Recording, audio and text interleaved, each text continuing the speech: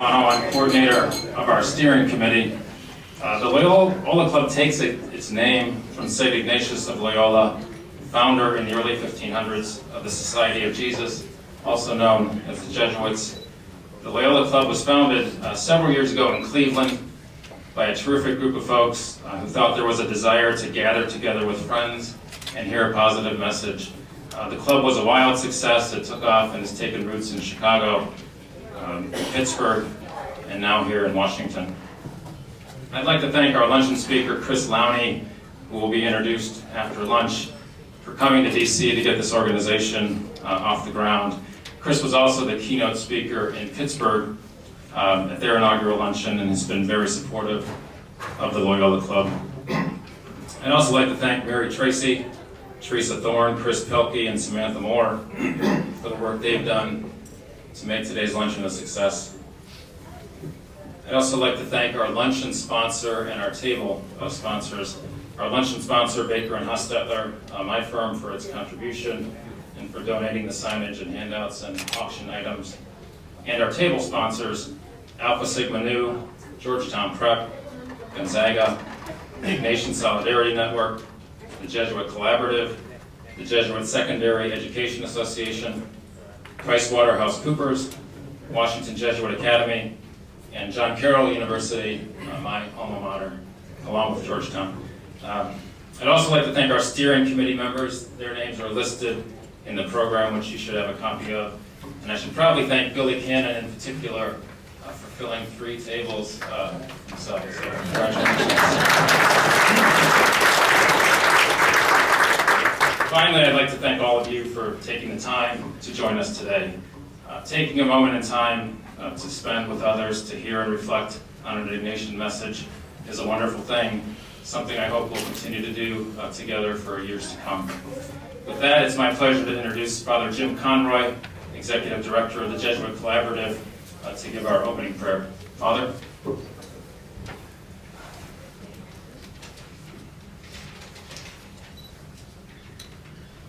Let us pray.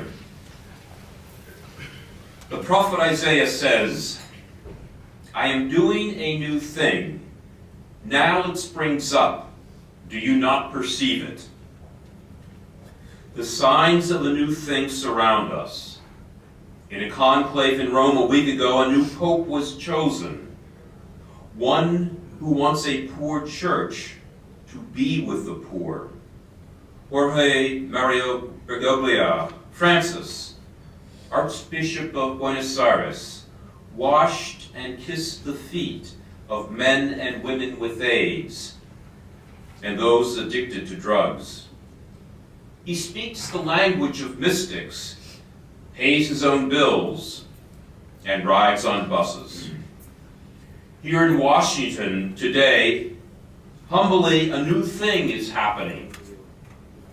Like Francis, we gather as sons and daughters, enriched by the spirit of Ignatius and the spiritual exercises, to begin something new, the Loyola Club of Washington. We meet here to listen. We gather to be attentive to your Spirit, O God, which speaks to us through one another. Lord, nourish us this day with food that fortifies our bodies. Satisfy our deep spiritual hunger for meaning by experiencing your presence in one another. And open us to the future as a new spring, like cherry blossoms on the tidal basin, marking a new season. We pray in gratitude through Christ our Lord. Amen. And the Father, Son, Holy Spirit. I know very well that really you're not so interested in my opinion. The person you really, whose opinion you really like to hear is that of a Jesuit Pope. And I can tell you that I'm authorized to share his opinion. Dear Chris, the book is proving very helpful. Everything is working as we planned. With respect to the question you posed, The authoritative opinion of the papal magisterium is this. Out of the Midwest bracket, Creighton. And there, the East, it kind of breaks off when it gets to the East and South. So I don't know what to say. The West, the Zags. Okay. Now, before I talk, what if we just took 30 seconds for a little mental experiment and then a very, very quick table chat. Everybody think of the name of one or two people you'd consider to be leaders. And why do you think of the name? So think of the qualities or attributes that you associate with good leadership.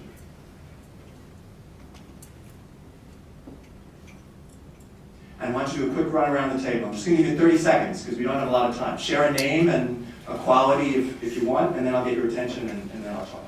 Okay, so I want you to share names. It might be fun with the people at the table. Okay, minutes up. Minutes up. Let's start again. I'm going to say Pope Francis for now. So, let's move along. So, who are leaders? People I know thought of great names. I wonder who thought of their own name. I guess nobody or next to nobody. Probably if you thought of your name, you didn't turn to the table and say, me, okay?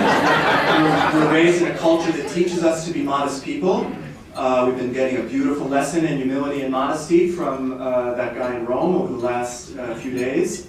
Humility is a beautiful virtue. It was very important to St. Ignatius.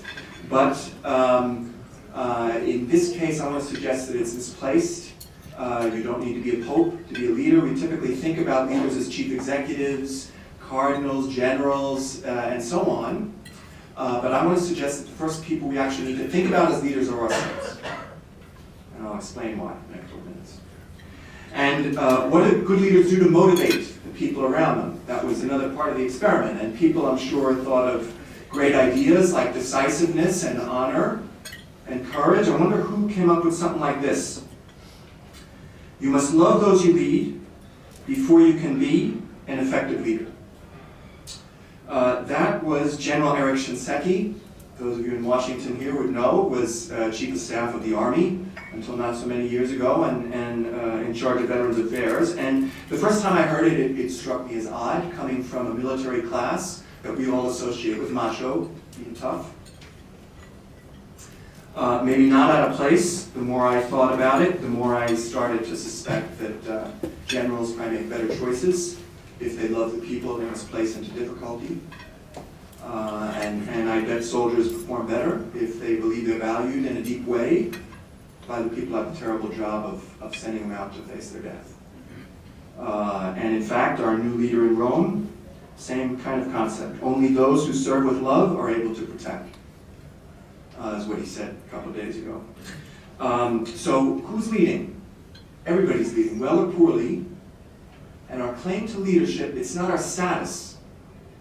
I'm in charge of this, principal of that, president of that. Our claim to leadership is what we do with whatever status or platform we have. Now this runs against stereotype, but I am not making this up. If you look in a dictionary, you would find different definitions of leadership, some hierarchical, but always there would also be a definition like this. To point out a way, direction, or goal, and to influence others toward it. And isn't it true everybody here is doing this all the time? Huh? We're pointing out a way by virtue of who we hire, how we treat colleagues, how we spend our time, how we run meetings. A lot of people here are parents. Could it be any more obvious example of pointing a way and influencing others than what parents are doing for a lifetime? So by the dictionary definition, good parenting, it's good leadership. But though all of us are leading, we're not doing so consciously. Of course, we're not going around thinking about it. And I guess I want to suggest that to do it well as anything else, we at least sometimes have to be purposeful. Have to think a little bit. Okay, look, I have this opportunity, responsibility. What kind of statement do I want to make with this opportunity in my life? And as Mary introduced, as I looked at Jesuit history, tradition, their rules, their values, it struck me that their style of leading had a lot to do with the ideas she mentioned. To be self-aware, to be ingenious, and to be heroic, and to be loving. We won't have time to talk about each of those ideas. I'll talk about 2 or 3 of them, and maybe, in each case draw from something in the Jesuit tradition, and then think about the lives the rest of us are also trying to lead. And we could start with heroism. To me, this idea that that in order to lead effectively, you need to motivate yourself and other people with a real desire to excel. But more important than that, with goals that are bigger than your own ego. Now, let's go into that for a couple of minutes, and let's start with the Jesuits a bit. We have a lot of people here from a number of Jesuit high schools and universities. We all associate Jesuits with education as wonderful educators, but frankly, when this system was starting, it was a total shambles. It must have been. I mean, when they started the Jesuits, they had never run anything. And there was no great blueprint for how to run a school, so these first schools had to be chaos. And one of these early Jesuits, nonetheless, is so bold as to write a letter to the King of Spain and describe these shambolic startups of schools as something so important that, quote, the well-being of the whole world and all Christendom depends on it. Most of us would recognize that sounds like a Jesuit talking. But on the other hand, totally grounded in reality, because in another place, writing a letter to one of his Jesuit buddies, listen to what this exact same guy has to say about what it sometimes feels like to teach kids all day. Quote, it's a repulsive, annoying, and burdensome thing to guide and teach and try to control a crowd of young people who are naturally so frivolous, so restless, so talkative, and so unwilling to work that even their parents won't keep them at home.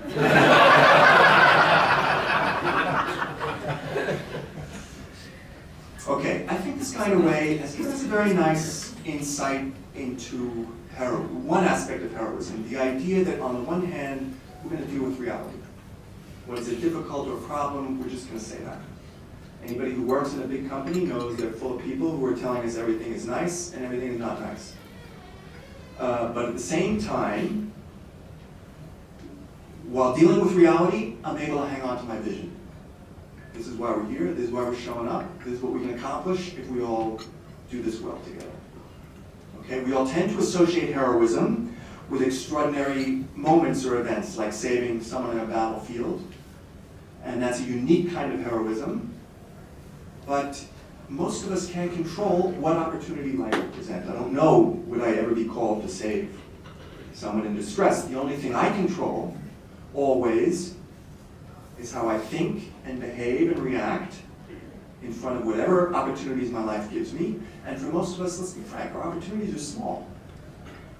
And our heroism is not going to be something that we're going to win in one spectacular moment that everybody's going to watch on television. Instead, it's going to be the fruit of a lifetime of patient, dedicated work. I just told a story about teachers, right? I mean, think of teachers. Teachers have no guarantee that they would ever make a profound impact in any student's life. And I've taught, a lot of people here are taught, most of the time you have no idea that you're making any impact. And teachers' heroism is showing up every day and living and working as if they might make this kind of an impact. And teachers also appreciate that they're part of a school. They have a sense of something bigger than themselves. I'm here for a purpose or mission bigger than themselves. A lot of us went to Jesuit schools, and we walked by one building after another that had AMDG chiseled into the cornerstone, right? The motto of the Jesuits, that we're here to do things for God's greater glory. So there's a strong sense of, I'm not here for myself, I'm here for a purpose bigger than myself. This is a very spiritual idea, but it's also a very bottom line business idea, and let me unpack that piece of it a bit. There's this anecdote about the US space program. Some of you may have heard, in the early 1960s, we're racing with Russia to get a rocket to the moon. And the story goes that President Kennedy visits the space agency, I guess to try to boost morale, or losing to the Russians. And at a certain moment, he meets a janitor who's cleaning up an office. And I guess to be polite, he says, "Oh, so what's nice to meet you? What's your job here?" And the guy says to him, "Mr. President, I'm putting a man on the moon." Okay, I'm from New York City. We don't want any part of this kind of gee whiz team spirit stuff. But I know, and everybody here knows, that the teams that perform best, whether it's my old J.P. Morgan, the Jesuits, the Billikens. Any non-Jesuit know what the Billikens are? That would be another trivia question. That's the St. Louis University, the Billikens, for some reason that none of us know. Anyway, the teams that perform best. The teams that perform best are teams where people get over themselves and appreciate, I'm sorry, this is not all about you. It's not all about being the marketer. It's not all about being the accounting department. It's not all about being VP Finance. Rather, the organization succeeds only when a critical mass of us are willing to accept the fact that we're here for something bigger than ourselves, and we're willing to invest some of our ego and energy in a worthy mission that ultimately we hope serves the common good. Okay, so people who are leading, they have this mentality, okay, mission first, team first. It's not about me. We're here for something bigger than that. And getting that mentality is a self-awareness job. So now let me talk about self-awareness for a few minutes. And once again, let's start with the Jesuits. So I think many people here would know that all of the Jesuits who are here in this room, there's a number of them, our new Pope, and everybody from the beginning of the society on to now has, through their training, goes through this intense month-long period of introspection called the spiritual exercises, right? And during this month, each of these guys is totally taken away from his job responsibility. The teacher, no teaching, no newspaper, no telephone, his only job for 30 days. Think about himself, his religious vocation, his relationship with Jesus, and how he's going to follow Jesus in this world, right? Now, for Jesuits, for those guys, this is a religious thing, of course. But I would look at it through a J.P. Morgan lens and also see a really interesting leadership boot camp. Because each of these guys is being forced to think, like, who am I? And what's worth doing in a human lifetime, and what am I good and bad at? Anybody who's managed a lot of people or worked in a human resources department, I did both at Morgan, has been mystified by this phenomenon of rising stars who all of a sudden blow up.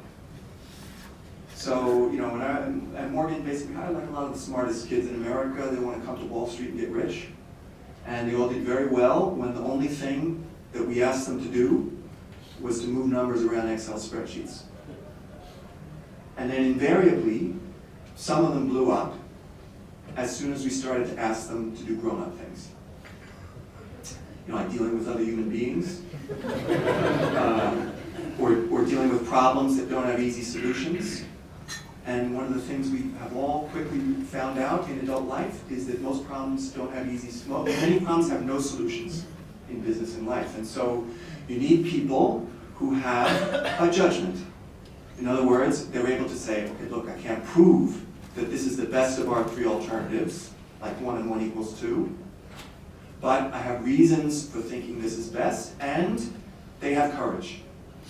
They're able to say, okay, this is the way it would go, even though I could be wrong, and so I'm going to look dumb in front of 50 people. And you may know, people who worked in human resources, that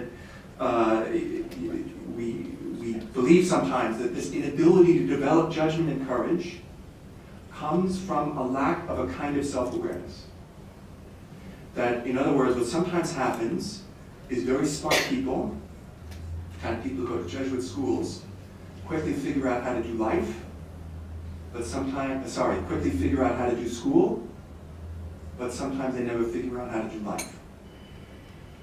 In other words, because they're smart, they figure out school, especially in the more junior grades when it's a lot about giving back information that was given to you and so on. And so they skate, and things are kind of easy, they're popular, they do very well, and they never really get exposed to the kind of challenge or failure or difficulty that makes them develop what in corporate life we call learning agility.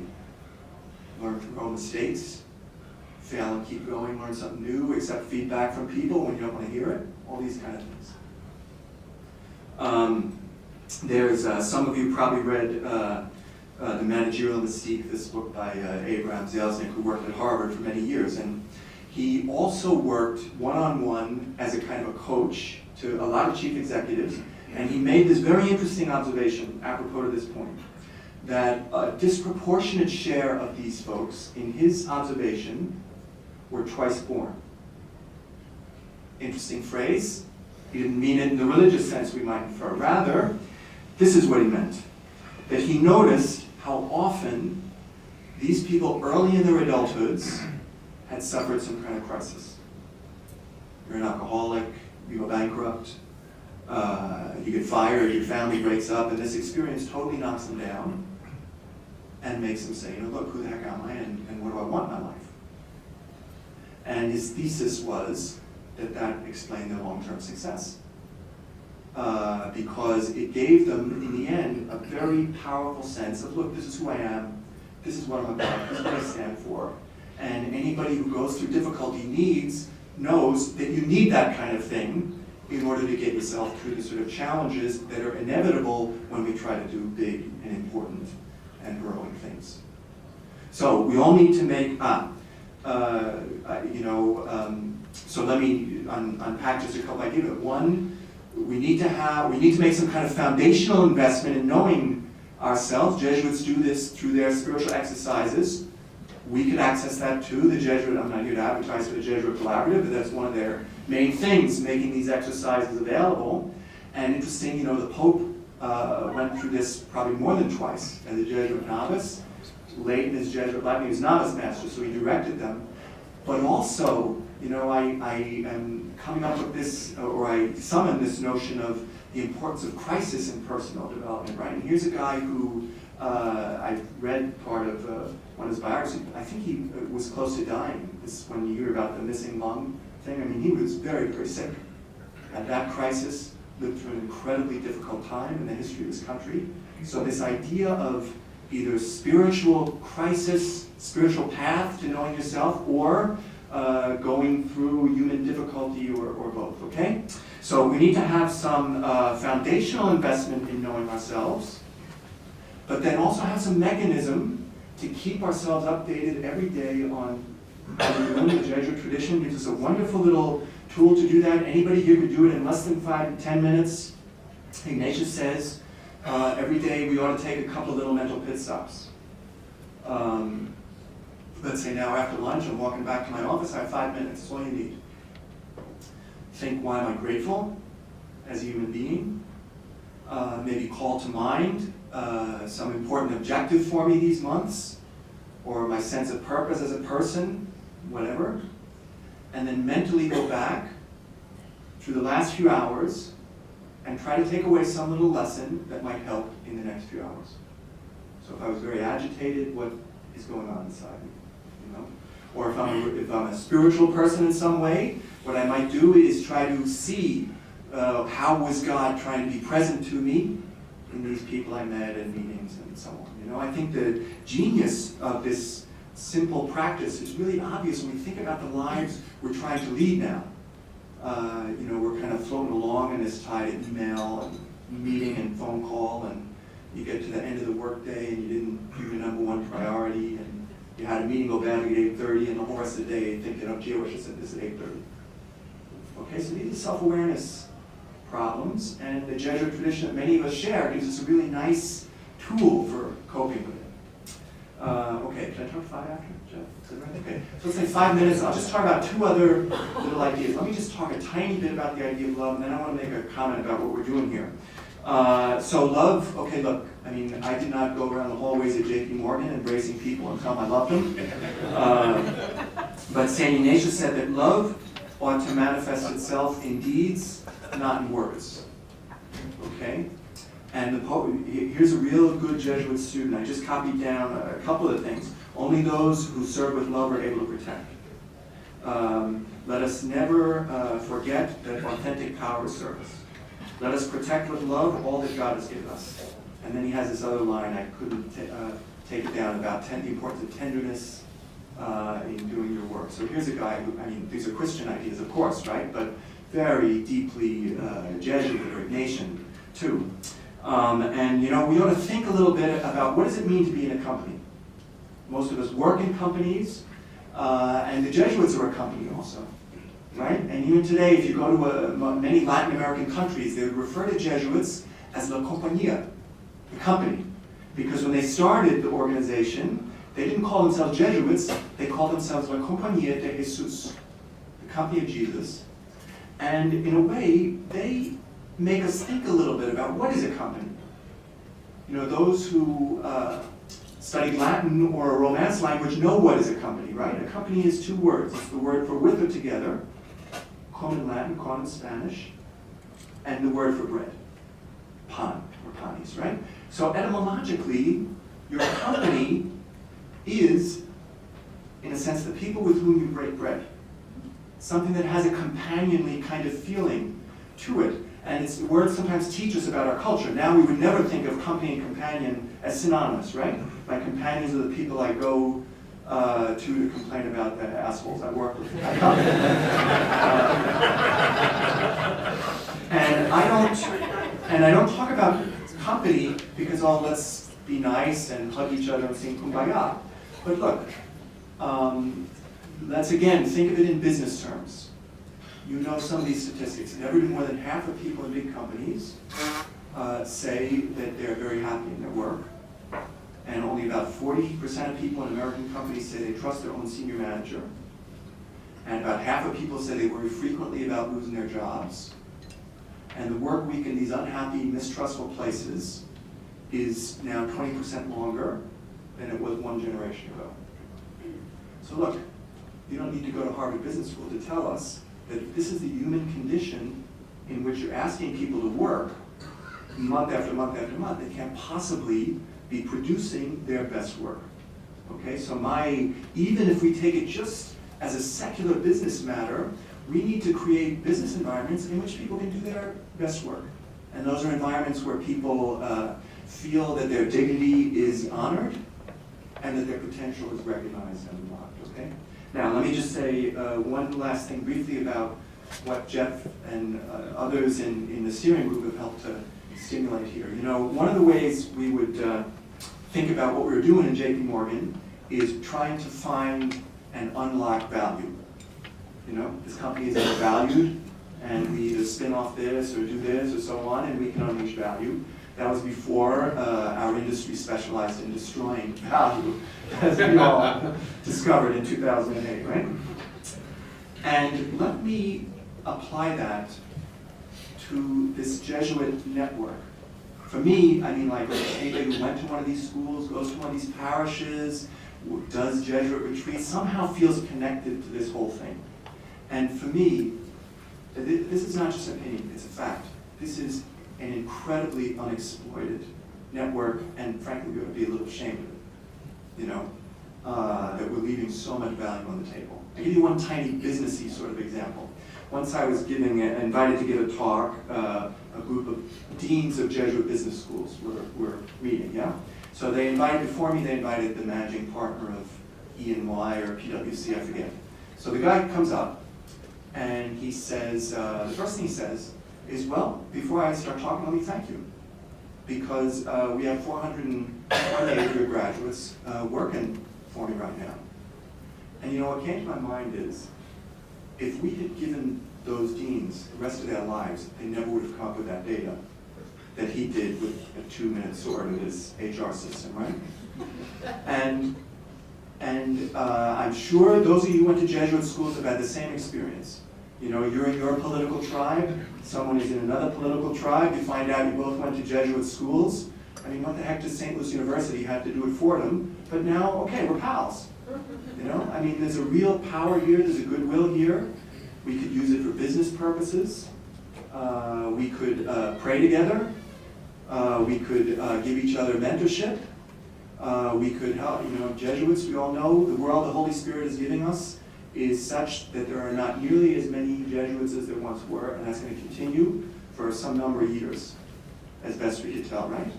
And so the only way that they're going to accomplish some of their agendas, or our agendas, is if some of us say, okay, well, you're doing this nativity model school, or Cristo Rey school, or you're doing this, that, the other thing. That's really interesting to me. Let's do some heavy lifting. Let's help them to get it off the ground. So I feel like this is a really incredible asset that we could use for our own business purposes, but also for much, much more profound purposes. And nobody is going to do it if we don't do it the way Jeff did. The Pope is not going to, he's now a Pope, he's not the Jesuits, and the General of the Jesuits is not going to say, okay, we have to do this, right? So I guess I thank everybody for listening, but also I invite us to say, look, why don't we sort of step up and see what we could make of this thing? And I'm sure we could really accomplish a lot of terrific things. I'm sorry I overstayed my welcome a little bit, but thank you very much. Okay, let's take a moment here to relax, put aside where we need to be, focus on where we are, and place ourselves in God's presence. Abba, Father, we come to you filled with gratitude for making us partners in your ongoing work of creation. You call each of us to be part of this community and bless us with a unique legacy that began with Ignatius Loyola and has been passed from generation to generation. The gift of our mission, founded on the practice of reflection and discernment, enables us to make decisions which call us to stand in solidarity and kinship with all those who share our earthly journey, and moves us to perform active service rooted in justice and love. These gifts of our Ignatian heritage invite us to be a part of a tradition that builds on the wisdom of the past with a vision open to the opportunities of the future. These gifts also challenge us to move beyond our norm, to broaden our imagination, to deepen our trust, and to establish your kingdom here on earth. Fill us with enthusiasm and wonder as we receive these gifts with open minds, generous hearts, and willing spirits. Following the example of St. Ignatius, may we too labor and ask for no reward, except that knowing we are doing your will. May we take full possession of this heritage and joyfully pass it on to those generous women and men who walk behind us into the future. Amen. Amen.